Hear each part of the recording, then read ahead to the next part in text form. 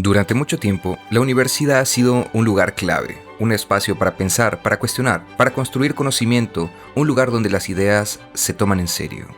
Y eso no ha cambiado, pero el mundo sí.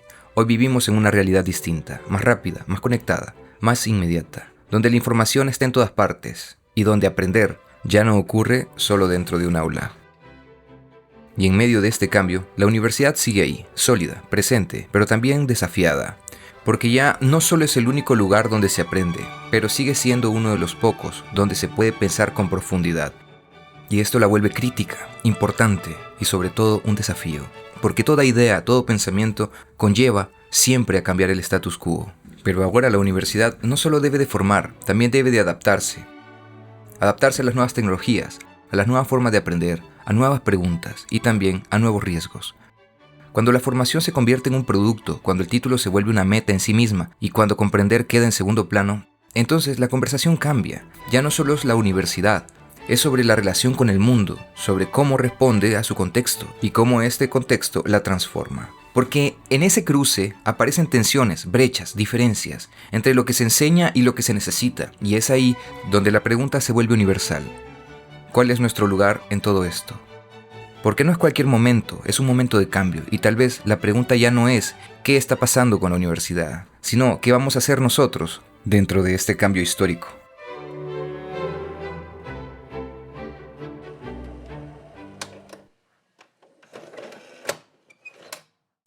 Bartolo, ¿qué te pareció estar en Proyecto Chachalaca?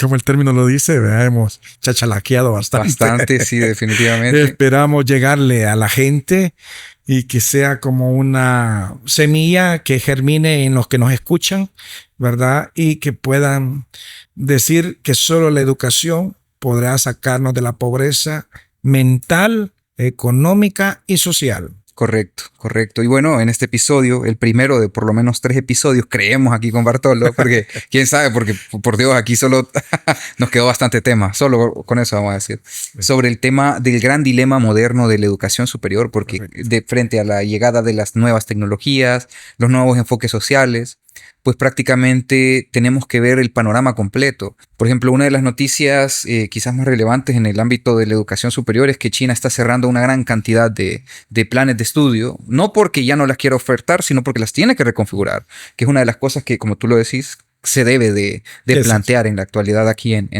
nuestra región centroamericana. Porque no solo podemos vivir del hecho de querer replicar conocimiento de afuera y solo tropicalizarlo, sino que tenemos que investigar, tenemos que crear conocimiento. Y que parte de la reforma educativa es la reingeniería en eso. Exactamente. Redireccionar muchas carreras que ya no son fructíferas al mundo moderno. Exactamente. ¿Verdad? Pero que se siguen ofertando. Entonces, ¿de qué te sirve vos tener 20 profesores, por decir, en una carrera, pero tiene un estudiante que demanda? Muy bajo. Y después vamos a hablar de eso, sobre, por ejemplo, la Universidad de El Salvador tenía 22,000 estudiantes para el año 23, 24, aún después de pandemia. Pero la población de nuevo ingreso para el presente año fueron de 11,000 los que demandaron, casi el 50%. Sí, correcto. ¿Verdad? Y entraron, no sé, 10,000, 9,000. Entonces significa que de 22 que teníamos de población queriendo entrar, fueron 11,000, la mitad. Y de esos 11,000 creo que entraron 9,000 a 10,000. Y eso habla de un problema enorme y sistemático en la educación básica, intermedia, contexto social. Claro. Un conjunto de elementos. Esto es lo que se conoce como un problema complejo. Y eso es lo que vamos a discutir la siguiente. Excelente. ¿Comenzamos? Comenzamos. Y antes de comenzar el episodio nos gustaría pedirte algo sencillo pero muy importante. Si este tema o alguno de los temas que tratamos aquí en Proyecto Chachalaca crees que le puede interesar a alguien, por favor compártelo. Dale like a la página y síguenos en nuestras redes sociales. Eso nos ayuda muchísimo para poder continuar con este proyecto. Y si conoces a alguien que crees que debería sentarse a conversar con nosotros, con alguna historia, una mirada diferente a un tema que valga la pena explorar, por favor escríbenos a nuestro Instagram. Bienvenidos a Proyecto Chachalaca. Este es el episodio 184, el dilema moderno de la educación superior. En esta ocasión nos acompaña Bartolo Castellanos, Bartolo, ¿qué tal? ¿Cómo estás? Muy bien, aquí un gusto compartir con Salvador esta experiencia sobre el dilema de la educación en nuestro país. Excelente. Bueno, Bartolo, mira, aquí tenemos unas preguntas para poder conocerte y que las personas sepan quién eres. La pregunta de rigor es, ¿quién es Bartolo Castellanos? Bartolo Castellano es una persona jovial, ¿verdad? Amable, que empezó por amar la psicología. Soy psicólogo, tengo mi clínica privada, oriundio de San Vicente, que es el departamento paracentral de El Salvador, y trabajo hace 20 años en la Universidad de El Salvador como docente. Entonces combino el trabajo psicológico con el trabajo de la enseñanza de los futuros profesionales en la psicología dentro de la Universidad de El Salvador. Ok, excelente. Y bueno, Bartolo, ¿cómo se acercó a este tema de la educación superior, la psicología? ¿Cómo fue su aproximación? Mi aproximación sobre la psicología y la educación superior es porque allá por el 2006 y yo ya ingresaba como docente a la Universidad de El Salvador, y eso me ha llevado a estudiar, digamos, formación pedagógica para profesionales, una didáctica sobre investigación en educación, y actualmente voy con el doctorado en educación superior porque son los elementos que me han servido y me están ayudando para dar un mejor trabajo como docente, pero además para actualizarme en los conocimientos y formar al futuro profesional en la psicología con los avances de la tecnología, los avances de una sociedad siempre convulsionada, y entonces eso nos permite mejor herramientas didácticas de enseñanza y por lo tanto estar en la vanguardia del desarrollo científico educativo. Entonces trato de llevar a la par la parte clínica, que son mis pacientes, y la parte, digamos, formativa en la Universidad de El Salvador a través de ser docente universitario. Ok, Bartolo. Bueno, ¿y cuál es su relación actual con el tema de la educación superior? ¿Cómo identifica ese matrimonio, ese noviazgo? ¿Cómo lo ve? Pues un noviazgo para largo, porque jugando llevo 20 años, cumplimos hoy en febrero 20 años de estar en este matrimonio, ¿verdad? Entonces nunca nos hemos peleado, al contrario, nos hemos unido porque, yo, si hubiese existido en la universidad una formación académica solo en psicología, que hoy ya la existe, yo por eso he tenido que estudiar de diferentes maneras. Psicología al principio, luego voy con una maestría que es en investigación, y actualmente que estamos egresando del doctorado en educación. Esto me ha permitido que el matrimonio entre la educación superior y mi persona sea un poco más, fructífera, y hemos crecido a la par porque nos demanda por un lado la ciencia y por el otro lado la formación académica. Ok, Bartolo. Bueno, y la pregunta disruptiva para nuestro personaje de aquí. ¿Usted qué le diría a esas personas que dicen cambia una cerveza por un libro? Pueden estar las dos a la par, porque usted puede estar leyendo el libro con una cerveza en la mano. Sí, una cosa no se pelea con la otra. No se pelea. Hasta ayuda a la imaginación. Crece. Qué bueno. Excelente. Bueno, Bartolo, mira, el objetivo de este episodio es conocer un poco sobre el contexto latinoamericano que tenemos de la educación superior, porque ya hemos abordado en otros episodios sobre educación, por ejemplo, para qué se estudia en El Salvador, sí. Y también esto se puede mutar a otros países, para qué se estudia en un país latinoamericano, por ejemplo, porque creo que si nosotros no entendemos que la educación tiene un objetivo y muchas veces sigue objetivos de mercado, objetivos políticos, nosotros estamos a la merced de lo que se crea en un contexto como en un país. Entonces, aquí me gustaría preguntarte, como para ir comenzando, ¿cómo define usted, Bartolo, el papel de la educación superior en la región centroamericana? Para empezar, el papel de la educación superior debería ser el motor que impulsa, que transforma, que motiva el aspecto social y el aspecto económico de un país. Cuando nos formamos a nivel de la educación superior, que es como, digamos, el penúltimo peldaño en la formación, ¿verdad? Después de haber pasado la educación primaria, secundaria, tercer ciclo, bachillerato, entonces llegas a la educación superior, implica un mejor desarrollo porque el pensamiento tendría que ser más crítico. Entonces debería ser el motor que impulsa el desarrollo económico, el desarrollo cultural, el desarrollo social de un país, y creo que la educación debe marcar eso, pero lastimosamente el divorcio sí está entre la educación y lo político. Ahí no hay una unión. Entonces, sino que hay una separación, y por eso es que actualmente tú ves que los gobiernos invierten más en las Fuerzas Armadas que en la educación. Okay. Entonces, cuando tú comparas países como Finlandia, ¿verdad? En el continente europeo, ves que los que han invertido en educación transversalmente han reducido delincuencia, han desaparecido cárceles, etcétera. En nuestros países, en América y principalmente en El Salvador, pues tú ves que hoy nos jactamos de un SECOT, que hoy nos jactamos que tenemos 80,000 detenidos, entonces que le hemos invertido más de 100,000 millones de dólares a la Fuerza Armada y a la policía, que perfecto, está bien todo eso, pero seguimos con una deuda al sistema educativo. Y entonces la educación sigue siendo la prioridad número 3, número 4 en políticas de gobierno. Y entonces eso significa que vamos a estar retrasados como sociedad y vamos a seguir siendo países de tercer mundo y no estar a la par de países de primer mundo, porque la educación no es el ente principal de desarrollo, sino que es uno de los elementos terciarios en las políticas públicas. Ok, Bartolo, pero ¿cómo o por qué se genera ese divorcio entre la educación superior la educación de forma general y las políticas de Estado? Porque para los políticos los resultados de invertir en educación los vas a ver en 10, 20 años. Y eso no es inmediato. No es no es inmediato, no trae réditos para los políticos. Para los políticos sí trae réditos que hemos creado un SECOP en un año, por ejemplo, y que hemos capturado 80,000 en 6 meses y que tenemos un régimen de excepción en 4 años. Entonces esos son réditos políticos y entonces tú ves la popularidad del presidente no baja de 9.0. Entonces eso indica que le está dando créditos, ¿verdad? Esas políticas que no son funcionales, pero son, digamos, efectivas en el crédito político, más no en el desarrollo a largo plazo, al desarrollo de la sociedad, al desarrollo de la población. Eso no trae. Eso lo vas a ver en 20, 30 años. Un político no va a estar 20, 30 años. Bueno, hay excepciones, ¿verdad? Como las que podemos vivir en El Salvador, o las que vive Nicaragua. Entonces, hay excepciones, pero pudiesen verlos, pero si lo hubieran invertido, por ejemplo, en nuestro país, si hubiéramos invertido en educación los 1,000 millones que se ha invertido, los 100,000 millones que se han invertido en Fuerzas Armadas, se hubieran invertido en educación, pues probablemente en 10, 15 años vamos a ver resultados de eso. Okay. ¿Verdad? Y por eso es el divorcio. En educación los resultados son a largo plazo y las políticas públicas no están para eso. Están para darle. Y no hay manera de acelerar ese proceso.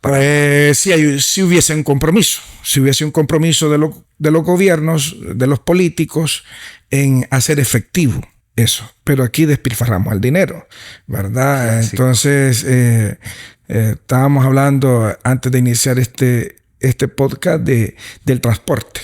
40 millones se perdieron en el Citrans. Por ejemplo. Si un gobierno fuera hábil y astuto, le damos seguimiento a eso. Y ahorita fuéramos quizás en la fase número 4 del Citrán, que conectara San Marcos con Apopo, por ejemplo. Fácilmente. Y agilizaría. Y es uno de los grandes problemas que tenemos aquí en El Salvador, el transporte. San Salvador, Santa Ana también. San Miguel, todas esas ciudades más desarrolladas tienen este mismo problema. Entonces, pero no, 40 millones quedaron botados porque los gobiernos subsiguientes dijeron eso no es válido.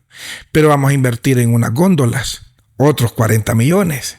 Entonces, cuando despilfarras así el dinero, por falta de educación, por falta de dirección y por un país donde lo ves con un futuro, digamos, certero, entonces puedes despilfarrar el dinero en cualquier propaganda que puede ser viable como también no lo es. Y eso es lo que me interesa a mí a veces de los países desarrollados, vamos a poner Estados Unidos.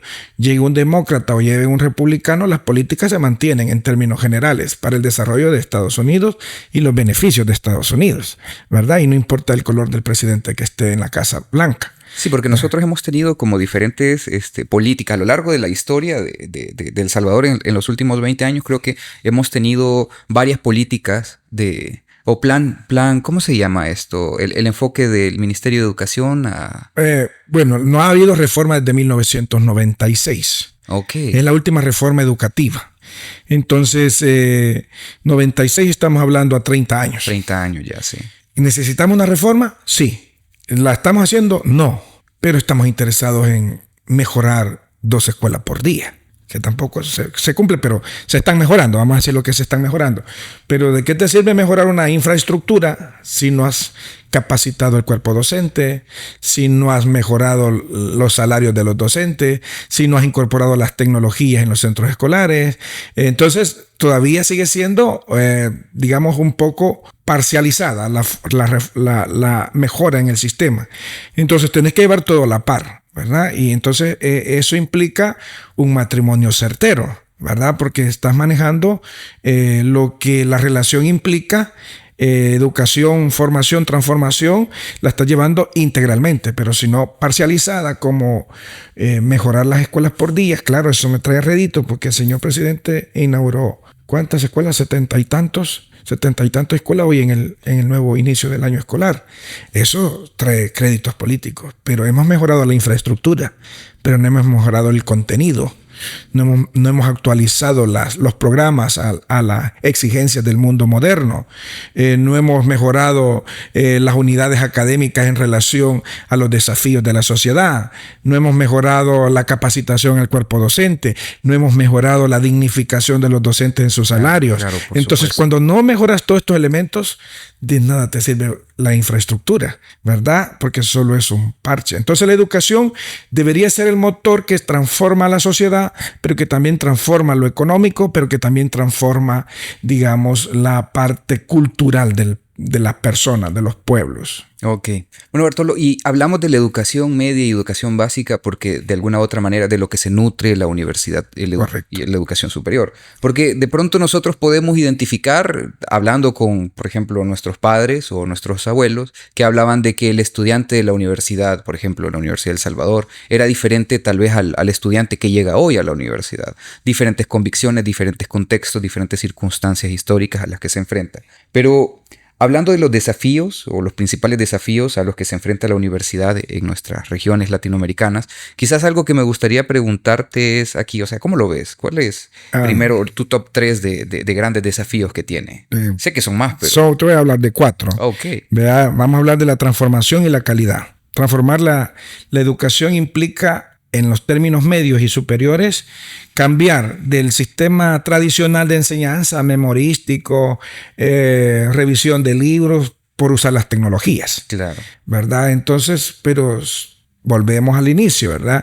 Si nuestros docentes no saben manejar las guías, las tecnologías, entonces lo va a ver como que eso fuera pecado para que el estudiante lo utilice, porque yo no lo utilizo. Es correcto. ¿Verdad? ¿Sabes? Fíjate que para algunos especialistas en el campo de la educación, principalmente enfocados en la tecnología, estamos en la crisis de la memoria. A esta época se le llama la crisis de la memoria porque ya la educación no se basa en memorizar cosas como en el pasado, sino que se trata de que podamos utilizar la tecnología, o sea, saber utilizar la tecnología. Entonces esto nos pone en una situación de que si antes, por ejemplo, saberte las capitales de todos los países del mundo era útil, no sé para qué, hoy saber utilizar la tecnología para poder hacer un análisis más crítico, más crítico, más propositivo. Exactamente, es importante. Pero como no ha cambiado esta visión de lo memorístico, entonces prácticamente las tareas están enfocadas en memorizar, correcto, no en realizar un análisis crítico. Y no ocupar a estimular, a motivar la creatividad en nuestros estudiantes. Incluso un ejercicio, por ejemplo, cuando uno utiliza una IA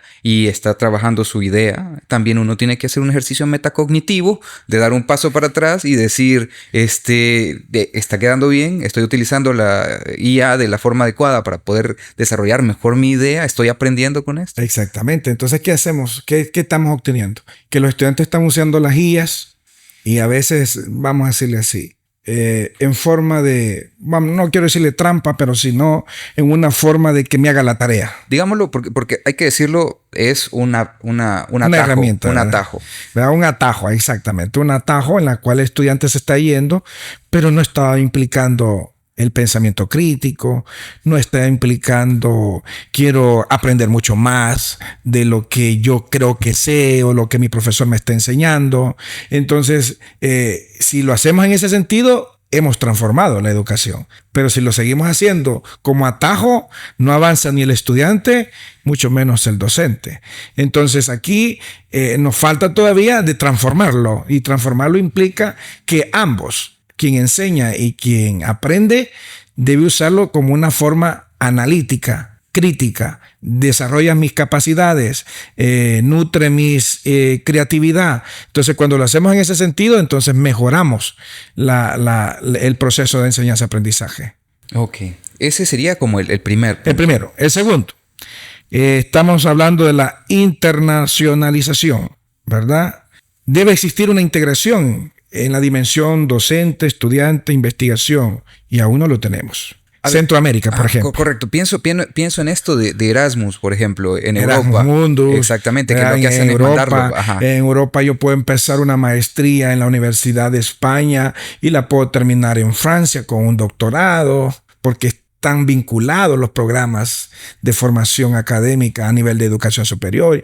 Hay una homologación de titulación, se llama, ¿verdad? Nosotros en Centroamérica no lo tenemos. Y tenemos un CESUCA, ¿verdad? Donde, un gran reto es un gran reto, sí. Porque implica que homologuemos nuestros programas de formación académica, donde yo puedo empezar estudiando en la Universidad de El Salvador o en una universidad privada, en la UCA, en la Evangélica, cualquier otra universidad. Pero mi título lo puedo terminar en una universidad del Caribe, en una universidad de Sudamérica. Incluso haciendo investigación. Incluso haciendo investigación, incluso haciendo intercambios, pasantías. O sea, hay formas de integrarnos, claro, ¿verdad? Y integrarnos significa porque nuestros pueblos viven los mismos problemas. Así es. Y entonces habría que enfrentarlos desde la óptica científica para querer resolver esos problemas. Todavía no los tenemos, no estamos integrados. Y de hecho, fíjate, Bartolo, yo pondría aquí algo muy importante, y es que por más que nosotros tengamos fronteras, realmente nuestra cultura, nuestra identidad, nuestro pasado no lo determinan esas fronteras. Claro. Venimos prácticamente del mismo problema histórico, venimos de las mismas circunstancias de esclavitud, de violencia histórica que hemos tenido, y pues compartimos en cierta medida hasta la violencia simbólica de nuestros días, ¿no? Así es. Entonces, integrándonos podemos cooperar unos otros. Claro. Una universidad, lo que a la universidad X le hace falta, la universidad Y le complementa. O lo que yo lo estoy viendo desde el ángulo de El Salvador, puede ser que me abra más mis conocimientos desde el ángulo del Caribe o desde el ángulo de Sudamérica. Y entonces yo traiga herramientas científicas, académicas, percibidas mucho mejor en Sudamérica o en el Caribe, y las ponga en uso en Centroamérica, porque no las estamos utilizando. Ese es el intercambio que necesitamos, y para eso necesitan las universidades lo que llama la internacionalización de la educación a nivel superior, donde los programas de formación estén homologados y que puedan compartir ya no unidades valorativas como las compartimos actuales, sino que ya se llaman créditos académicos.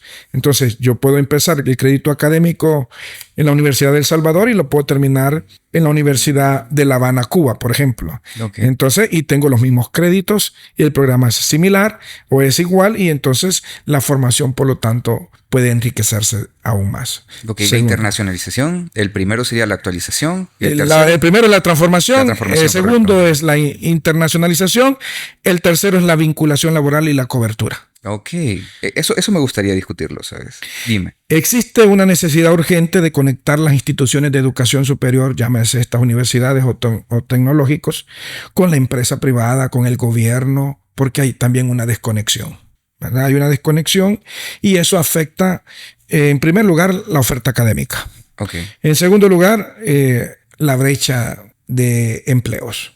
Y en tercer lugar, no damos respuesta a soluciones a los problemas. Entonces, muchas empresas privadas que tienen dinero, ¿verdad? O que es rentabilidad sus recursos, ¿qué hacen? Mandan a estudiar a sus profesionales, a sus gerentes, a su gente que liderea esas empresas afuera de nuestros países.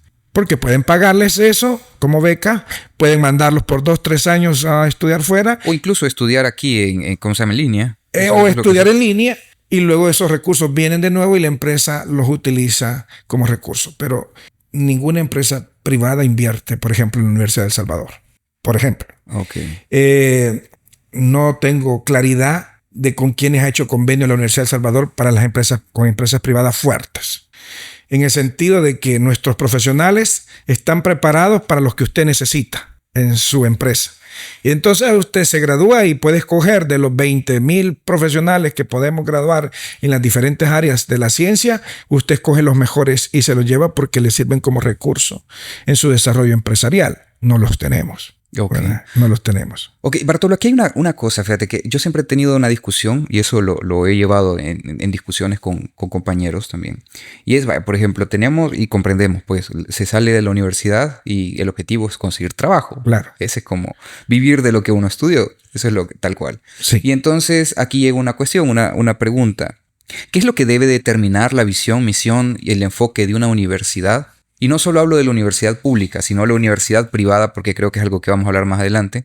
Pero ¿qué debe determinar la necesidad, o sea, imperar directamente la necesidad económica de un país o la necesidad social de un país? Porque a mi forma de ver, la parte económica está dentro de las necesidades sociales de un país. Pero muchas veces cuando se habla del enfoque y el perfil, no se toma en cuenta la necesidad social de un país. Por ejemplo, el caso de la psicología. Por ejemplo, muchas veces en algunas universidades está más enfocado a las necesidades de recursos humanos de la empresa y no tanto a las necesidades de atención clínica, a las necesidades comunitarias de un país. Y a mi forma de ver, pienso yo, no sé, enfocarnos directamente a la necesidad económica limita la velocidad con la que la universidad puede reaccionar a las necesidades sociales. Porque de pronto, imagínate, nosotros tenemos aquí un país que está enfocado, como ha pasado en épocas pasadas, que está enfocada en el agro y de pronto cambia a un sistema de maquilas. Y de pronto tenemos un país basado en sistema de maquiles a un país de servicio, como por ejemplo call center. Y ahora estamos migrando de un país de servicio a un país en turismo, ¿me entendés? Entonces, y después la tecnología. Es de ver. Vaya, Noam Chomsky, que es un profesor universitario estadounidense, filósofo, lingüista, él tiene un documento, un artículo que se habla que las universidades han sufrido un asalto, dice, neoliberal a las universidades. Así le llama él el título de su escrito, y dice que las universidades hemos sufrido un asalto neoliberal porque hemos pensado en formar profesionales que respondan al mercado laboral.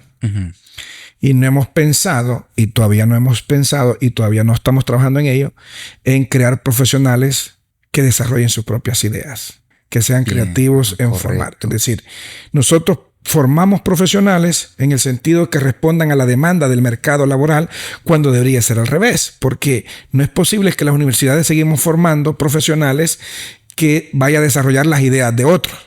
Que está bien, ¿verdad? Porque el otro tiene lo económico. Pero también podríamos crear profesionales que ellos desarrollen sus propias ideas. Ellos generen empleos, ellos generen proyectos, ellos generen, digamos, un trabajo digno. Entonces, cuando las universidades vayamos en ese sentido, creo que hemos dado un salto. Y de ahí el principio del motor, ¿verdad? Pero si seguimos pensando en que debemos responderle al mercado, entonces seguimos todavía limitados en la formación académica profesional. Entonces, ese artículo de este autor, Noam Chomsky, me engrandece en el sentido que nos lleva a plantearnos un reto. Y no deberíamos de pensar no solo formar profesionales para el mercado laboral o para las demandas sociales, sino que las personas que se gradúan de la universidad puedan desarrollar sus propias ideas, puedan construir sus propios empleos, puedan desarrollar empleos para otros. Mira, yo voy a decir lo siguiente, y en esto que viene del análisis de Chomsky, tal vez yo lo comparto, pero visto a las nuevas investigaciones de los casos, de los PDFs de Epstein, y aparece Chomsky, digamos que es muy debatible la persona, pero aquí hay algo que sí es fundamental, y lo estaba discutiendo hace poco con unos compañeros también, y es que el propio hecho de que en la universidad, por ejemplo, se nos enseñe a vender nuestra capacidad, pues es digamos que es como lo básico, ¿no? Pero también debería de haber dentro de la universidad la capacidad de poder aprender como tal, aprender a hacer producto, aprender a hacer marcas. Exactamente, para que nosotros podamos, porque eso me parece que Costa Rica lo tiene muy avanzado. Y me parece que también esa es la base en Estados Unidos para mucho de la educación superior. Cuando tú ves, por ejemplo, a Bill Gates, no terminó su ingeniería porque creó ahí con el otro amigo todo lo que hablamos del Microsoft. Cuando tú ves a, ¿cómo se llama el dueño de las redes sociales virtuales? Zuckerberg. Zuckerberg, ¿verdad? No terminó tampoco.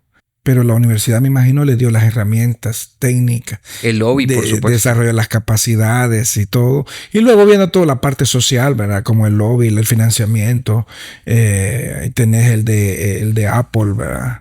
Steve Jobs, correcto. Jobs. Entonces, cuando ves todas estas personas que empezaron desde lo más bajo para desarrollar sus ideas, pero que hoy los ves bien posicionados en el mercado laboral, que los ves posicionados en el mercado económico, que los ves posicionados en el mercado global, entonces tú dices, las ideas sí importan y los proyectos de las personas son capaces de desarrollarse. Simplemente que la universidad debe de impulsar eso, pero no lo hacemos. Y entonces nos generamos otra brecha de distanciamiento entre el desarrollo laboral y la formación académica, en vez de que fuese un matrimonio más cercano, ¿verdad? Y entonces allí la universidad pierde un rumbo porque solo profesionaliza, ¿verdad? Pero desconectados de la realidad o desconectados del mundo laboral. Y las empresas que no les gusta invertir en las universidades están desconectados y entonces, claro, las empresas lo ven desde el punto de vista económico y dice, si los empleados no son muy tecnificados, pues les pago menos, ¿verdad? Y también ese es un divorcio. Y sabes, Bartolo, yo creo que está muy vinculado a una problemática, más que todo quizás cultural, diría yo, porque creo que en nuestro país, bueno, en nuestra región, el tema de la investigación es algo que no suele ser muy bien recibido o identificado, sino más bien que culturalmente preferimos comprar de afuera tecnología ya aprobada, sin tener que hacer la investigación y tratar de implementar aquí. Entonces lo que nosotros tenemos aquí es prácticamente una planta profesional que toma tecnología de afuera y la integra en sus procesos de producción. Lo que pasa, y también como no estudia el mercado, no sabe. Vamos a poner un ejemplo aquí. Vamos a hablar de marcas, ¿se puede? Okay, sí, que patrocinen. Había un banco aquí que era muy bueno financieramente. HSBC era la marca. Uh-huh. H de Hong Kong, S de Shanghái, B de británico, ¿verdad? H de China. Tenía poderío económico. Era billete. ¿Verdad? Un marco con un buen posicionamiento en el mercado. Pero como no hizo su estudio en nuestra cultura en El Salvador, la gente creyó que era un mal banco. La gente creyó que no entendía ni HSBC, ¿verdad? Hoy tenemos un banco que se transformó ese nombre a otro, porque la gente comenzó a sacar el dinero de HSBC porque le generaba incertidumbre en las letras, porque no sabían qué realmente era y se lo llevó para otro banco con menos posicionamiento económico financiero a nivel del mundo, ¿verdad? Como era este. Entonces la gente, HSBC casi iba a la quiebra y se va y lo vende a otro banco, pero por desconocimiento, por no un estudio de mercado del banco en sí, por el miedo a la gente en su poca formación académica y en su poca formación financiera, saca el dinero y lo va a meter a un banco que tiene menos posicionamiento. Y que tiene un logo más cercano a tal vez lo que ellos a la cultura nuestra. Ajá, correcto. Y un nombre que se podía entender en palabras. Y solo viene de un país. Ok. Un país de Sudamérica. Solo de uno. Patrocinen. Y entonces uno dice, cuando las empresas tampoco estudian el mercado a ciencia cierta por ahorrarse costos y cuando la empresa tampoco o contrata a especialistas que conocen el mercado por ahorrarse costos, el costo le puede salir mucho más caro y 3 veces más elevado porque va a perder clientela y al final HSBC se fue del país y hoy es otro nombre. Entonces eso indica que también las empresas deben de saber que no todo puede ser traído, que no todo puede ser que yo traiga especialistas extranjeros y lo apliquen aquí, porque no todo eso generalmente va a funcionar, ¿verdad? Entonces, ahí donde es útil la universidad, ahí porque si usted le paga algo a la universidad porque desarrolla una investigación, que ese es el cuarto reto, digamos, o desafío, son los retos estructurales de la educación. Cero inversión en investigación, deserción estudiantil, ¿verdad? No hay inversión en los laboratorios dentro de las universidades.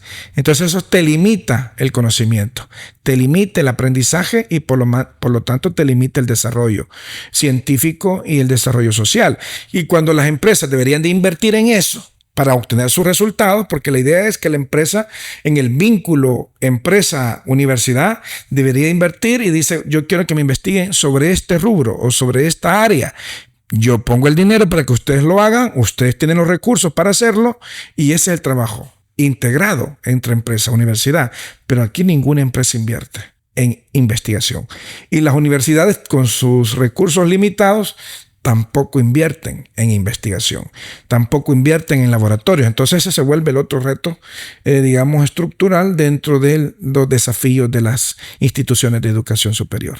Ok, la primera es la transformación. La primera es la transformación, la segunda la internacionalización y tecnología, la tercera la vinculación laboral y la cobertura con las universidades y la cuarta es los retos estructurales de las instituciones de educación superior. Ok, perfecto. Bartolo, hablemos un poco más sobre estos retos estructurales de los que usted comenta en el cuarto desafío. Entiendo yo, por ejemplo, que en un país donde las políticas públicas no tienen en el foco la educación superior o la educación de forma general, uno de los problemas es el presupuesto, porque esto restringe el margen para poder. Y ahí empiezan las universidades a darse duro para ver quién jala más personas que quieran educación superior, ¿no? Pero ¿cómo ve el tema de los desafíos estructurales? Aquí es como, vamos a decir, que hay un problema de las políticas del Ministerio de Educación como un inversor directo, ¿verdad? Y alguien puede decir, pero el gobierno está invirtiendo ahorita en las universidades, ha dado 15,000 becas a los estudiantes de escasos recursos, 15,000 becas que se han ido a las universidades privadas, por cierto, no a la universidad pública, ¿ya? Ahora, la pregunta sería, en la Constitución dice que la educación superior y la educación como tal no debe ser rentable, no es una fuente de ingreso. No debe ser lucro. No debe ser lucro, ¿verdad? Pero habría que hacerse la pregunta si realmente va en ese sentido. Porque aquí el reto entonces sería para las universidades privadas cuánto invierten en investigación, cuánto invierten en laboratorios de desarrollo científico, cuánto invierten en tecnología. Y entonces tú dices, lo rentable de la formación académica se reinvierte en la misma formación a través del desarrollo de investigaciones, a través del desarrollo de laboratorios científicos, a través de las publicaciones, a través de mejorar las bibliotecas. Entonces usted dice, ahí se está yendo la rentabilidad. Pero ¿será cierto eso? ¿Cuántas publicaciones tenemos? Diarias, mensuales, por todos los centros, que son alrededor de 33 centros de educación superior. ¿Cuántas publicaciones, cuántos libros, cuántas revistas, cuántos artículos científicos tenemos? Y además de eso, habría que preguntarnos la calidad. Luego viene, ¿con qué calidad formamos? ¿A quién le responde? Si eso fuese una política, debería ser... ¿Quién es el ente supervisor? ¿Quién es el ente garante de todo eso? El Ministerio de Educación. Pero habría que preguntárselo si lo estamos haciendo las universidades. En segundo lugar, ¿por qué las universidades no invierten en estos rubros? ¿Les falta presupuesto? ¿O su horizonte en inversión está en otra parte, en otro lado, ¿verdad? En publicidad, en salarios, viajes. Entonces, todo eso son las preguntas que uno dice. Eso limita los retos estructurales de las instituciones de educación superior. Pero además, ¿por qué las universidades no han hecho una conexión directa con la empresa privada? ¿Cuál es el temor de la empresa privada de invertir en las universidades?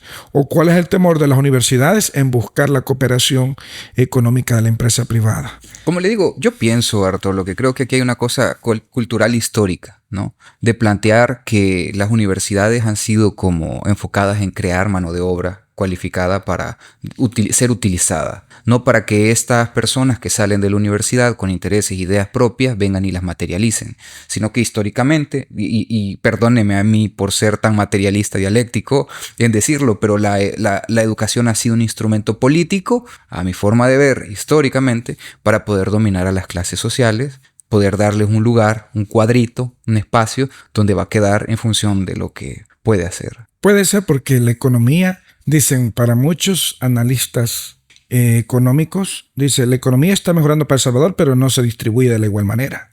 ¿Quiénes tienen acceso a ese desarrollo económico con las políticas actuales? No es toda la población salvadoreña, sino que son nada más un grupo de personas, de familias, donde están beneficiadas con el recurso de este desarrollo económico.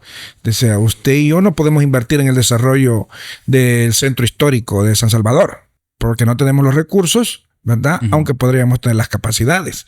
Pero aquí, a las personas que tienen el recurso económico, puede ser que no o sí tengan las capacidades o contraten a alguien con esas capacidades para que desarrolle sus recursos en el centro histórico, en el Sur City. Entonces nosotros no tenemos esos recursos, pero ustedes si va a ver el desarrollo económico que hay ahí es grande, pero ¿para quiénes? ¿A quién beneficia ese desarrollo? Entonces, es cierto, no el vaso todavía en la teoría de del capitalismo. Del desparramar, ¿verdad? No, todavía no desparrama. El rebalse hacia la gente, no, todavía no está y no estará. Entonces, aquí nos toca a las universidades formar a esta gente, que generalmente la gente de recursos medios, bajos, son la gente que van a buscar la universidad buscando el desarrollo social y económico de ellos, ¿verdad? Y buscando un beneficio que solo la educación se las puede dar. Bueno, Bartolo, y hablemos un poco de estos cambios que han habido dentro de las universidades por ejemplo, los últimos 20 años, 30 años, usted me dirá cómo ha cambiado la dinámica, porque yo entiendo que las universidades son como un reflejo de la sociedad. Claro. Sí, se nutre principalmente de estos entes sociales que son estudiantes, que pues sí están expuestos al contexto de Peso Pluma, del perreque, vieron llegar el perreo, todo este tipo de cosas, y esto de alguna u otra manera es un golpe a la visión de las cosas de una persona. Entonces, ¿cómo ve que ha ido cambiando a lo largo de estos años? Cuando usted habla de estos artistas, habla del impacto que también la educación ha tenido. Es decir, cuando estos artistas se hacen famosos porque la educación es muy baja. Pero si usted se va, no es que en los 80 la educación era también de más calidad, pero sí era mucho mejor que la que tenemos ahora. ¿En qué aspecto era mejor? Eso tenía curiosidad. ¿Rigor o...? Rigor científico, la exigencia académica, la formación de los docentes. Yo estaba hablando con una profesora que ella le dieron un premio de psicología por sus más de 50 años de aporte a la psicología el viernes, y escuchaba sus profesores, todos eran doctores. Yo tuve profesores y todos eran licenciados. Era diferente ya el asunto. Ya, estamos hablando de los 90 cuando yo estaba en la universidad, y cuando ella estaba en los años 60 en la universidad, en la misma universidad. Entonces, ella, hablando de su historia de formación, dice, y estaba hablando de todo eso, por decirle, Matilde Elena López, una gran escritora, poetisa. Pero si le preguntamos al mundo moderno por Matilde Elena López, no saben quién es. Pero si le preguntamos por la Yajaira, sí sabe quién es. Ahí mismo en corto, el Jake. Ajá. Eso le indica el reflejo de la educación. Ahora, si usted se va a los artistas de los 80, 70, era quien era mejor en letra, en ritmo. En voz. En interpretación, el que escribía, el compositor. Ahora no. Los jóvenes de ahora se conforman con música repetitiva y monótona. Uh-huh. Pero porque su nivel de exigencia ya no es como el de aquellos tiempos. Entonces, la formación era así. Ahora, cuando usted me hace la pregunta, ¿la universidad ha cambiado en los últimos 20 años? Sí, ha cambiado. Y creo que el cambio surge quizás con el último periodo de la doctora María Isabel Rodríguez como rectora, quizás porque uno de los aportes más importantes, no sé si decirlo así, ha venido de los médicos, ¿verdad? Porque estaba el doctor Fabio Castillo, que también desarrolló. Fabio Castillo Figueroa. Figueroa, así es, quien también dio aportes a la universidad. Y la doctora, ya por los años 2000, 2002, se dan los primeros Juegos Centroamericanos del Caribe. Tiende la doctora a una buena gestión, a sacarle una buena inversión al gobierno arenero, o sea, era un gobierno de derecha, ¿verdad? Y la universidad era más, digamos, de izquierda en su ideología, en su pensamiento. Y entonces, pero invierte el gobierno de derecha en la Universidad de El Salvador para los Juegos Centroamericanos del Caribe. Creo que desde allí empieza el desarrollo de la universidad en los últimos 20 y tantos años, 25 años. La universidad ahora le ha apostado, hay una notable transformación en la tecnología, ¿verdad? Ha modernizado la infraestructura después de esos Juegos del 2002 y después de los últimos Juegos del 2022. Ha ampliado el Internet, hoy tenemos Wi-Fi en todo el campus universitario. Habría que ver qué tan veloz, rápido, veloz es, ¿verdad? Pero hay una mayor conectividad yo le hago burla a mis estudiantes y les digo, yo recibí clases en pizarras de yeso, ustedes ya tienen pizarras interactivas, pero probablemente profesores más viejos recibieron clases con piedra y cincel y les da risa, ¿verdad? Pero es parte del desarrollo que hemos tenido en el nivel de la tecnología. Ha modernizado las bibliotecas, todas las bibliotecas, incluyendo la biblioteca central, las ha modernizado. Hay mejor interacción, pero lo que no tenemos hoy a los estudiantes motivados por ir a la biblioteca y leer. Exactamente. Entonces, no es tanto el interés por modernizarla, sino el interés que el estudiante asista y tenga más acceso a esa literatura, a los libros. Entonces, aquí, Bartolo, un pequeño, entre comillas, aquí veo que sucede algo, ¿no? O sea, como un hecho histórico, las universidades se actualizan, porque parte de su objetivo de la universidad es actualizar la información, la infraestructura, todo esto. Pero lo que entonces plantea usted es que el estudiante como tal es lo que ha cambiado radicalmente en los últimos años. No, ha cambiado la universidad, pero el estudiante se ha mantenido un ente pasivo, ¿verdad? Pero antes no era así el estudiante, ¿o? Tal vez porque teníamos menos recursos. O sea, digamos, yo les pongo ejemplo a mis estudiantes, ¿verdad? No sé si usted lo vivió. Yo tenía que entregar un trabajo el martes, vamos a poner el martes 8 de abril. El trabajo tenía que estar terminado el 4 de abril, porque entre el 4 al 7 de abril lo iban a mecanografiar el trabajo. Y había que pagar. Duro, ajá. Y luego, una vez mecanografiado, teníamos que irlo a revisar. Un error en una página, había que repetir la página completa. Qué duro. ¿Verdad? Qué duro. Ajá. Va, así era. No, yo no viví eso. Estoy hablando del 98, 99. Nosotros no teníamos internet, entonces usted lo obligaba a ir a la biblioteca, buscar libros, sacar información, leer libros, extraer citas. Todo eso era manual, porque no había tecnología, no había computadoras, no había internet. Ok. ¿Verdad? Con el mayor desarrollo que tenemos ahora. Entonces, eso creo que nos motivaba a buscar la información. Ahora, un estudiante no. La última encuesta de la Digesti, ¿verdad? Dice que en paz descanse. Sí. ¿Cómo se llama ahora? La que hizo el Banco Central de Reserva. Sí. Dice de 10 familias, 9 tienen internet en su casa. Habría que ver que de esos 9, ¿cuántas lo utilizan para la tecnología, para el desarrollo de científico, conocimiento? De conocimiento?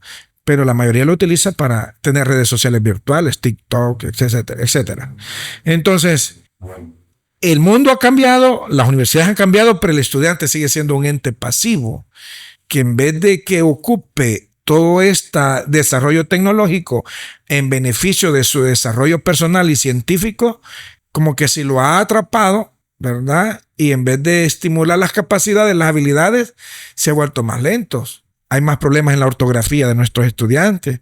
Hay más problemas en la expresión verbal de nuestros estudiantes. ¿Pero por qué? Porque prefieren estar viendo TikTok de 3, 4 segundos por una hora, que no les está enseñando mayor cosa, pero ellos siguen con un pensamiento mecanizado, ¿verdad? No como lo que estábamos hablando antes, con un pensamiento crítico, con un pensamiento analítico, con un pensamiento de metacognición. No hay eso. No. ¿Por qué? Porque también la educación de bajos niveles, como la educación media, la educación de primaria, no estimula esos elementos. Entonces llegamos a la universidad sin estas herramientas desarrolladas, y dice un profesor amigo mío que se jubiló hace como 6 años, y va a llegar un momento en que en la universidad le vamos a enseñar a leer y a escribir a los estudiantes. Qué terrible. ¿Verdad? Y que puede ser. Y mira ahora las nuevas generaciones que se están desarrollando, los pandemials, por ejemplo, que prácticamente los mantienen entretenidos con un teléfono todo el tiempo.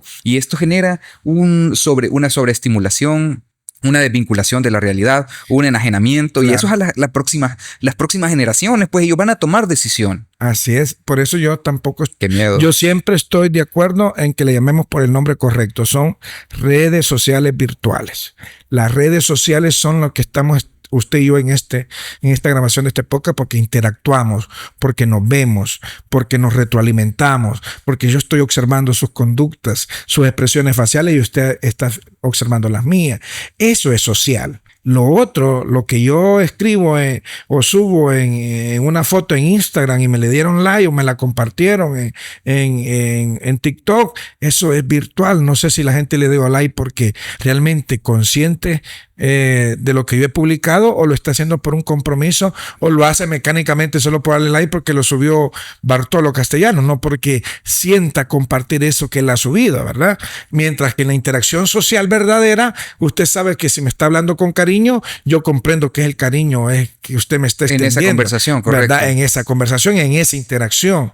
Mientras que en lo virtual no. En lo virtual no sé quién está al otro lado de la red y no sé con qué intención me lo está diciendo. Pero bueno, esa es parte de que la educación también no nos ha hecho críticos de la realidad y críticos del buen uso de las tecnologías, que es el otro punto, ¿verdad? Pero la universidad se ha desarrollado en eso, ha modernizado, digamos, todos los centros de cómputo de todas las facultades, a pesar que decíamos que la inversión es muy mínima, la universidad no ha incrementado su presupuesto, no lo ha incrementado, se ha mantenido, digamos, ha actualizado los planes académicos quizás en un 95%, cuando yo estaba en la jefatura de psicología, el plan de estudio era con el que yo ingresé en 1998, el moderno. Oh, correcto. Pero 98 al 2020, 21, sí, ya no era tan moderno. Sí, son 22 años. 22 años. Entonces lo transformamos y hoy tenemos un plan de estudio del 2022, ¿verdad? Que ya necesita una revisión porque ya pasaron 4 años. Ya pasar una corte, es correcto. Entonces, estamos por graduar la primera corte ya el otro año. Entonces, el plan de estudios de la mayoría de carreras en la universidad eran del 98, 96, 2000. El más reciente eran del 2002. Pero ya han pasado 20 años, no eran tan recientes. Ahora no, ya tiene casi en el 95% de todos los planes de estudio se ha actualizado y eso va en mejoría de la calidad porque entonces esos planes de estudio están más cerca de la realidad nuestra, de lo que tenemos en nuestra sociedad. Y eso es bueno. Se han creado mejores maestrías, ¿verdad? Y es lo que yo le decía. Yo tengo diferentes estudios, pero no porque haya querido formarme en eso, sino porque el mismo sistema educativo no me ofrecía otras alternativas. Pero si hubiera tenido una licenciatura en psicología, una maestría en psicología, un doctorado en psicología, yo estudio todo en psicología, porque esa es mi especialidad. Uh-huh. Ahora, no me arrepiento de haber estudiado la licenciatura en psicología, una maestría en investigación, un doctorado en educación superior. ¿Por qué? Porque ambas me nutren en mi formación académica y en mi trabajo. Pero también, por ejemplo, cuando estaba en la jefatura, hicimos 2 maestrías.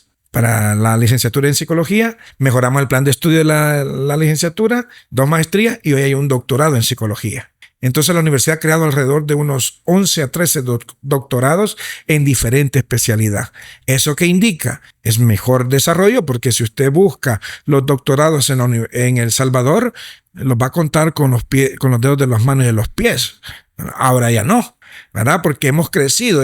Esos doctorados son para que le aporten al desarrollo científico, académico y social de nuestro país. Entonces, ha mejorado maestrías, ha mejorado planes de estudio, hay 11 doctorados. Eso en la parte académica ha capacitado el cuerpo docente, porque muchos docentes han estudiado estas maestrías y estos doctorados. Ha creado varias carreras en líneas. Todavía le falta crear otras porque estas carreras habría que acercarlas a las personas que no pueden viajar o tener una clase presencial en la universidad por falta de recursos, por falta de tiempo, etcétera, etcétera. Entonces, creo que vamos en el camino correcto del desarrollo de la universidad, pero tenemos que mejorar al ente social, en este caso, al estudiante. Es decir, el estudiante todavía sigue desmotivado. El estudiante todavía sigue viéndose como un ente pasivo cuando debería ser un ente activo dentro de su formación académica. Ok, interesante. Bueno, mira, Bartolo, hay una pregunta que hoy en día, porque eso es uno de los grandes retos de la actualidad de frente al ingreso de la tecnología y todo esto, y es, por ejemplo, la universidad había sido en el pasado como una garantía de estabilidad, una garantía de un futuro, de tener un futuro, ¿no? Pero la universidad en los últimos años se ha convertido en una apuesta incierta. Dice, voy a ocupar aquí una frase de Nelson Mandela que me encontré. La educación, dice, es el arma más poderosa que puede usar para cambiar el mundo. Nelson Mandela. La educación nos permite aprender y comprender mejor al mundo. La educación permite disminuir la delincuencia. La educación permite eliminar la pobreza. Y la educación permite erradicar la violencia. Y aquí volvemos a Finlandia, Suiza, países que han apostado a la educación, Países Bajos, que han apostado a la educación, entonces sus niveles de delincuencia, sus niveles de violencia, sus niveles de pobreza, muy por debajo, ¿verdad?, de los que nosotros tenemos. ¿Por qué? Porque nosotros todavía tenemos niveles altos de pobreza, niveles altos de violencia, niveles altos de delincuencia. Claro, uno puede decir, pero en los últimos años la delincuencia ha disminuido. Sí, ha disminuido sustancialmente. Sí, pero ¿a qué costo? De tener 80,000 jóvenes entre 18, 17, 16 años encerrados y condenados para siempre hoy con la última reforma a la Constitución, condenados por vida a morir ahí. 80,000, no estamos hablando de 5, de 6, estamos hablando de 80,000 personas. Entonces, nosotros tendríamos que, y perdimos 100,000, más de 100,000 en el conflicto de las pandillas. O sea, estamos hablando casi de 200,000 personas. Y aquí hay una cosa, Bartolo, y creo que para quien nos está escuchando hay que dejar claro que no es que estemos a favor de la criminalidad o algo por el estilo, pero estamos hablando del efecto de la educación a largo plazo. A largo plazo, correcto. Entonces, si le apostásemos a la educación o si hubiésemos aprendido de la historia, los 70,000 muertos por el conflicto armado, los 110,000 muertos por las pandillas, los 80,000 detenidos porque fueron pandilleros o son pandilleros, estamos hablando de más de 200, casi 300,000 personas en El Salvador que no tuvieron acceso a la educación, que no tuvieron una educación con calidad o que la educación no les transformó su vida. Entonces, si hubiésemos aprendido de esa historia, nosotros estaríamos ahorita escribiendo una inversión en educación que nos permitiría en 10, 20 años que estos problemas de violencia no se repitan. Correcto. No se repitan.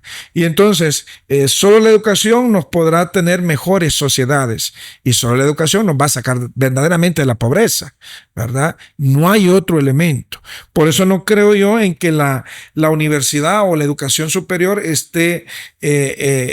sea incierta, sino tiene un futuro, pero también no puedo decir que es directamente proporcional que yo tengo un título y voy a tener un buen trabajo, o si yo tengo un título ya tengo un trabajo asegurado. No, tampoco eso es garantía, ¿verdad? Y aquí hay otros factores que es los que hemos estado hablando en todo este podcast. Ok.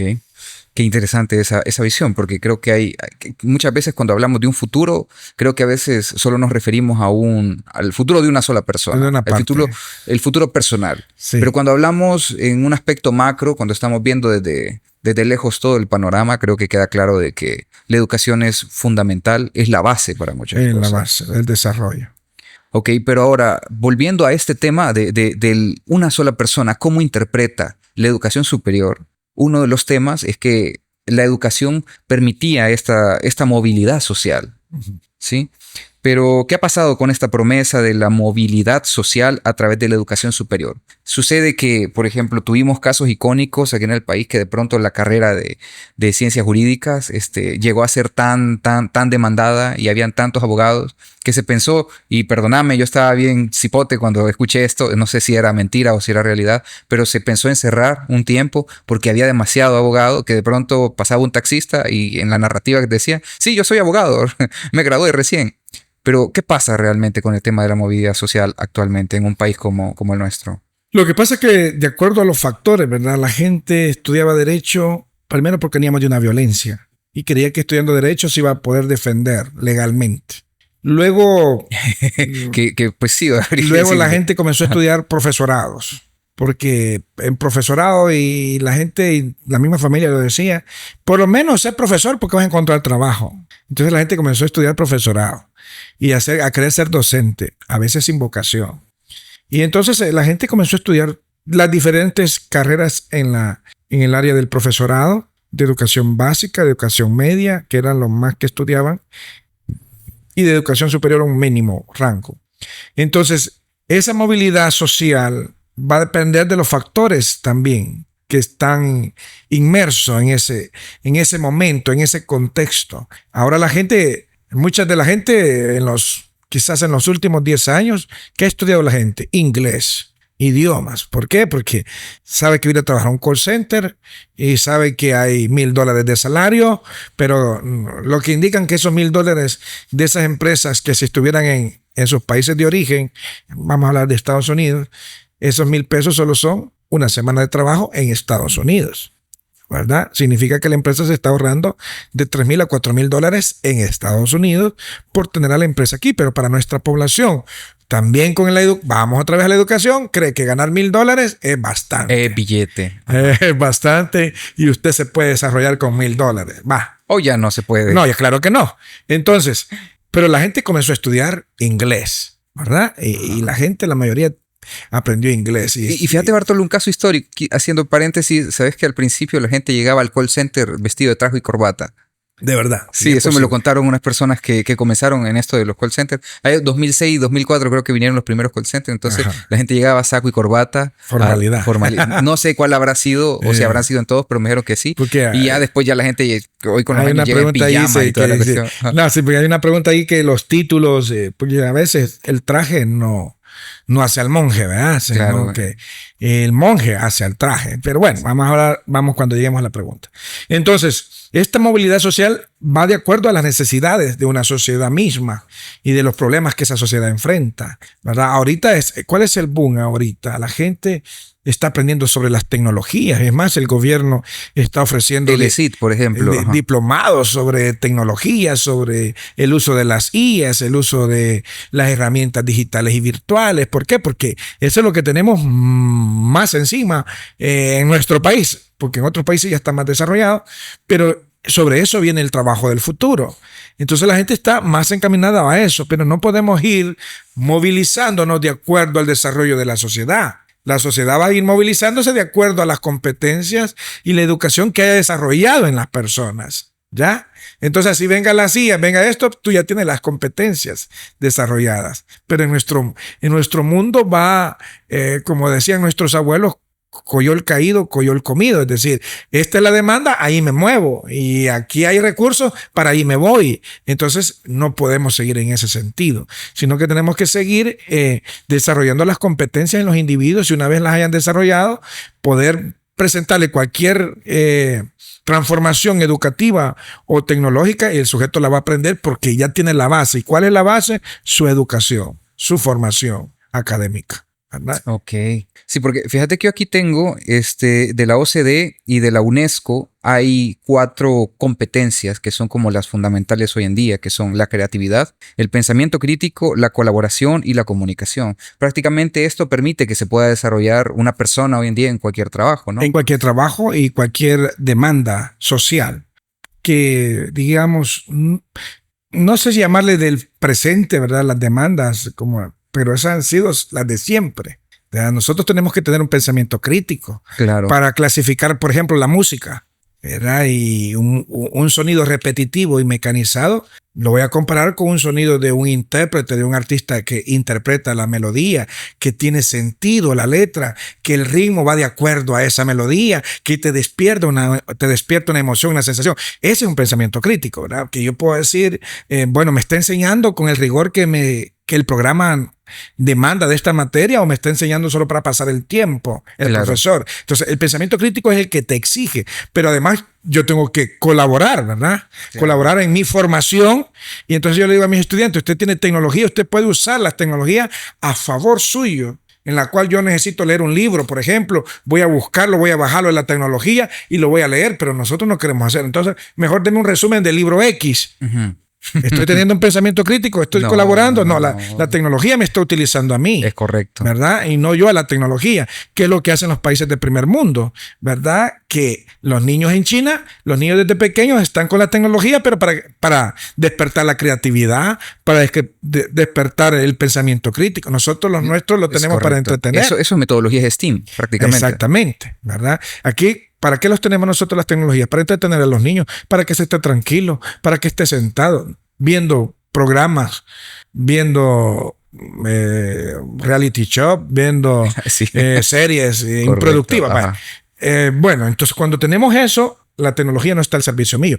Yo no estoy colaborando para mi formación, ni estoy colaborando para otros compañeros. Sí. ¿Ya? Y también las habilidades de comunicación, porque eso es una cosa fundamental hoy en día. Mira, fíjate que antes yo me acuerdo que existía la frase en el rubro de la ingeniería, es que a mí me pagan por ser ingeniero, no por ser poeta. Entonces no desarrollábamos estas habilidades del habla constantemente y era una cosa así como si sabe hacer cálculos, sirve, ¿ya? El ingeniero no habla, él solo calcula y ya estuvo, él crea, diseña y ya, ahí muere.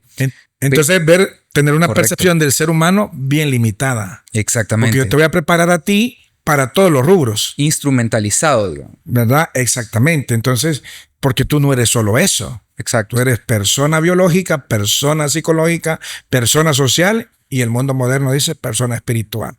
Entonces tú tienes esas 4 áreas en tu ser. Entonces ese ser es el que yo debo de estimular como docente a que se desarrollen todas las capacidades en cada una de estas partes del mismo ser, ¿verdad? Correcto. Porque si no lo estoy limitando también al ser, pero si la universidad o la educación no me lo está dando, yo tengo que buscarlo. Y para eso ocupo las tecnologías. Para eso puedo ocupar, digamos, la colaboración. Uno tenía, por ejemplo, iba a la biblioteca y cada uno agarraba un libro y luego debatíamos sobre ese libro, nos comunicábamos, ¿qué dice este libro y el tuyo? Y esto, entonces armábamos un marco teórico a partir de la construcción de diferentes posturas teóricas. Y el análisis sobre ello. Y el análisis sobre ello de cada uno de mis compañeros. Hoy no existe eso. Entonces, eso, es inteligencia artificial, él te lo hace todo, o nos dividimos el trabajo y vos haces los objetivos, yo hago la introducción, el otro hace el marco teórico y el otro hace el enunciado del problema, pero ninguno de los 4 nos pusimos a sentarnos a leer. Entonces parece un proyecto de investigación, pero deforme, porque ni los objetivos están conectados con la introducción, ni la introducción con el marco teórico y viceversa.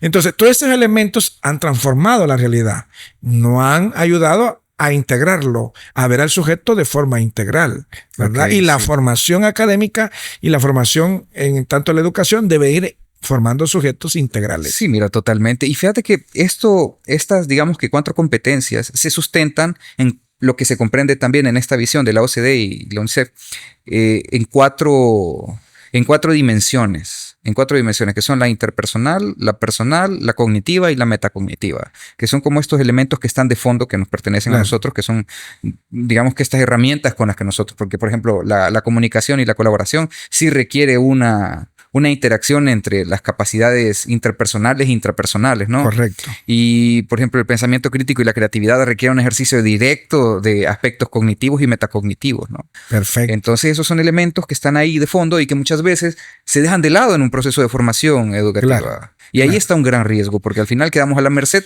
de lo que nosotros encontramos en nuestro contexto, la televisión, los reels, los medios de comunicación masivos, que al final realmente no están como enfocados en nutrir, sino que están como para entretener. Claro. Entonces, voy a hablar aquí un poquito de mi tesis doctoral. Se llama Humanización de la práctica docente en la educación superior.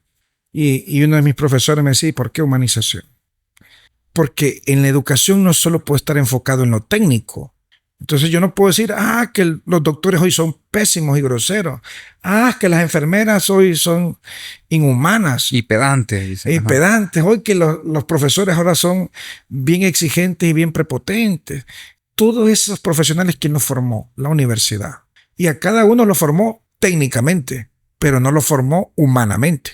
Entonces yo no me puedo estar quejando del profesional del futuro si lo que estoy formando en el presente solo es en lo técnico. Y como tú bien lo decías, Salvador, a ti te enseñaron a las ecuaciones, los sólidos, todas las sumas en ingeniería, pero ¿y lo humano? ¿Dónde? ¿Y lo comunicacional? ¿Dónde?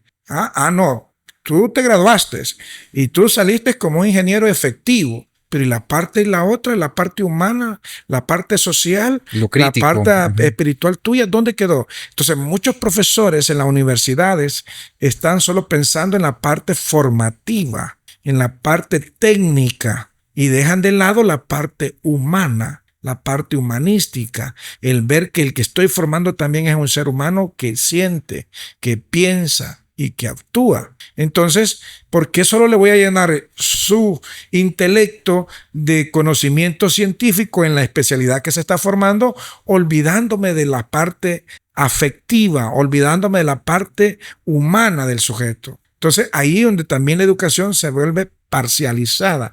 Y yo quiero, en cierta medida, hacer un planteamiento distinto, que en la medida que mejoremos la formación de los futuros profesionales, mejoramos la atención en el futuro a donde estos profesionales vayan. independientemente de cuál sea su carrera. Va a Ok. mejorar su formación y por lo tanto va a mejorar digamos, su labor como profesional en el futuro. Ok.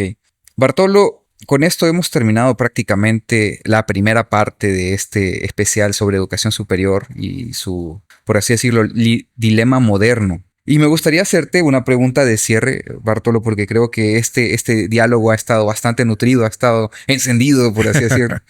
Me gustaría preguntarte, si pudieras rediseñar la educación superior desde cero, ¿qué cambiarías radicalmente? Si empezamos desde el sistema educativo necesita primero una reforma, desde parvularia hasta educación superior. Una reforma que lleve por lo menos los últimos elementos. Generar personas más críticas, generar personas más colaborativas, Creativas, creativas, comunicacionales. comunicacionales, sociales, más humanas. Pero además que formemos desde el kinder hasta la universidad estudiantes que trabajen por sus propias metas, por sus propias ideas. No estar formando profesionales para que busquen un empleo, sino profesionales para que generen empleo, que es cosa muy distinta. Es correcto. O sea, claro, pero tenemos desde la formación de kinder hasta universitaria, tenemos que la gente lo condicionamos a que va a ir a buscar un trabajo. Que va a ser mano de obra. Y que va a ser mano de obra. Y que va a tener una oficina. Y que va a ir a trabajar para alguien. Pero no lo formamos para que él pueda desarrollar su trabajo, para que él pueda desarrollar sus ideas, para que él pueda crear una marca, para que él pueda crear una empresa, para que él pueda crear una idea, para que él pueda crear digamos, una empresa. No lo formamos para eso y a eso estamos obligados. Y el sistema educativo debe ir en ese sentido, o sea, desarrollando las habilidades y competencias técnicas del sujeto, pero también desarrollando la capacidad que los sujetos tienen para crear marcas, empresas, productos, ¿verdad? Y eso es lo que nos hace falta. Y al final, pues, transformar la sociedad como tal. Ok, interesante análisis. Bartolo, gracias por estar acá. Un gusto, Salvador. Gracias por invitarme y cuentas conmigo. Nos escuchamos pronto.